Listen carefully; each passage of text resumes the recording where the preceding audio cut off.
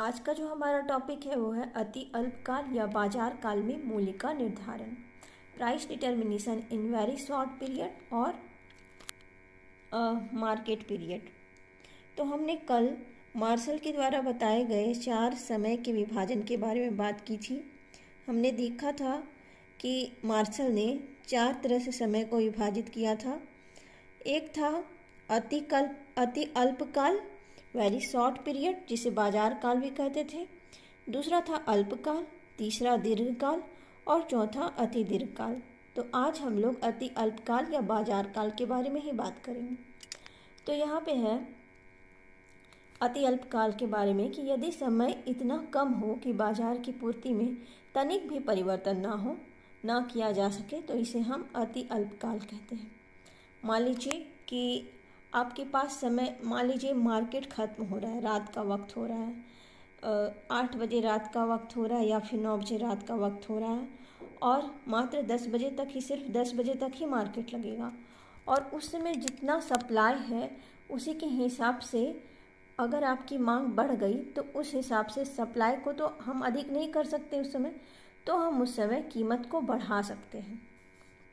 तो मांग पर प्रभाव पड़ेगा, मांग का प्रभाव कीमत पर पड़ेगा। तो यहाँ पे सेकंड नंबर पॉइंट है, इस स्थिति में पूर्ति सप्लाई जो होता है केवल उपलब्ध स्टॉक पर ही निर्भर करती है।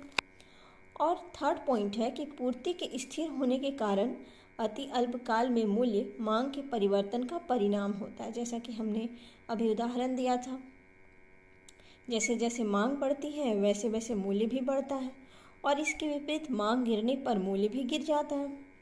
तो हम इस फिगर से समझेंगे। यहाँ पर है, मान लीजिए आपने 100 केजी आलू आप मार्केट में आ गया, तो उसे ना बढ़ाया जा सकता है ना घटाया जा सकता है।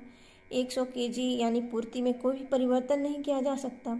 यानी सीधी सी बात है कि मांग बढ़ती है, मांग बढ़ेगी तो कीमत बढ़ेगी और मांग घटेगी तो कीमत घटेगी, क्योंकि पूर्ति उपलब्ध है, स्टॉक है, पूर्ति का एक स्टॉक है 100 केजी, उससे अधिक आप सप्लाई कर नहीं सकते हैं।